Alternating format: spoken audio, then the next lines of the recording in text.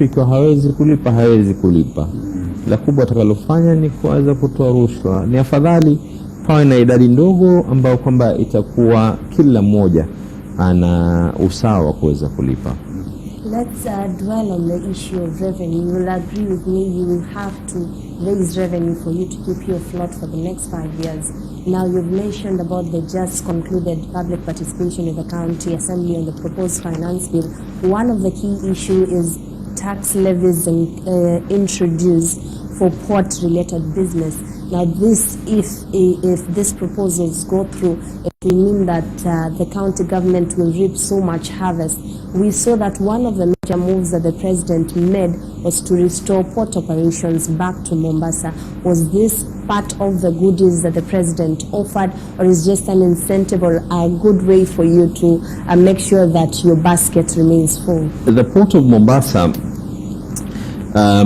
is good because of business for Mombasa, but at the same time, it's a strain on our infrastructure. The lorries that are passing there, the level of social strain that it causes when you have any port city in the world is bound to have some level of vices here and there.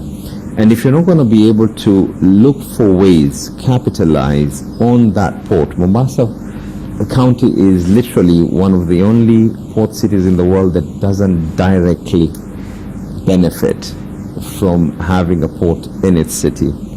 And the introduction that we put into place, by the way, we did 31 public participations, 31 out of the precincts of the Office of the Governor.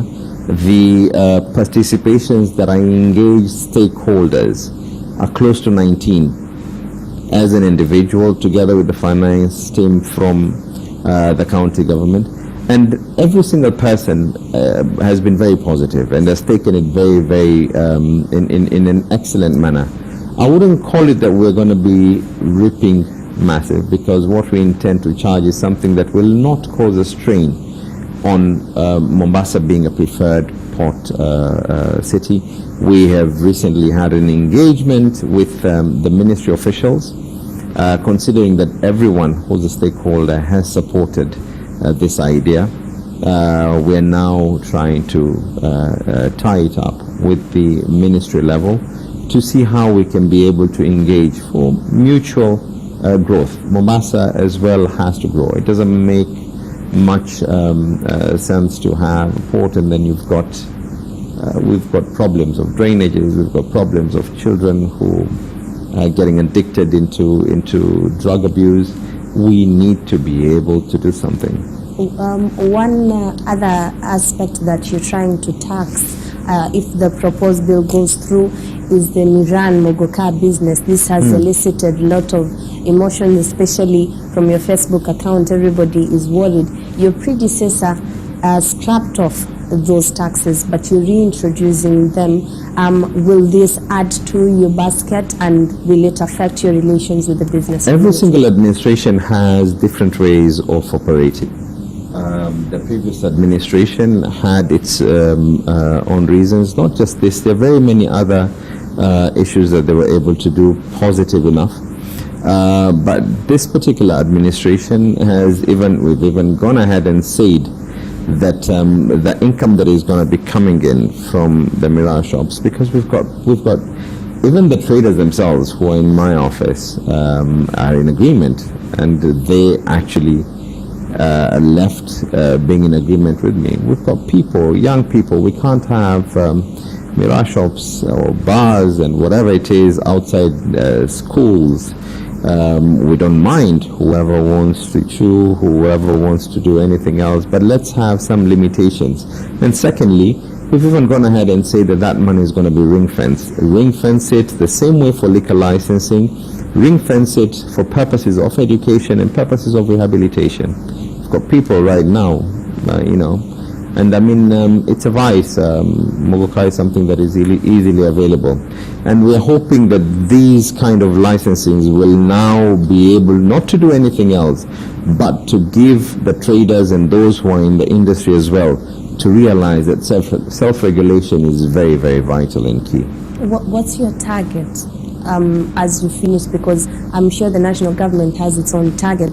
We are not privy of what the county is earning right now, but what are your targets in the next four years of administration? What we are doing right now is we're signing up an MOU with the Kenya National Bureau of Statistics to actually map out all levels of revenue streams. That means if it is land rates, we are even in discussion. Some of the things that we're discussing with national government is to map out and to digitalize the land database in Mombasa.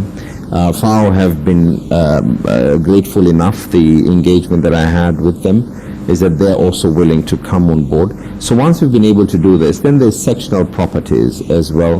Then there's the issue of what it is that we have done with the Kenya National Chamber of Commerce, which is now to map out how many shops that are going to be there. So once we have all this data in place, then it now becomes something that we are hoping that by June of this year we'll be able to give.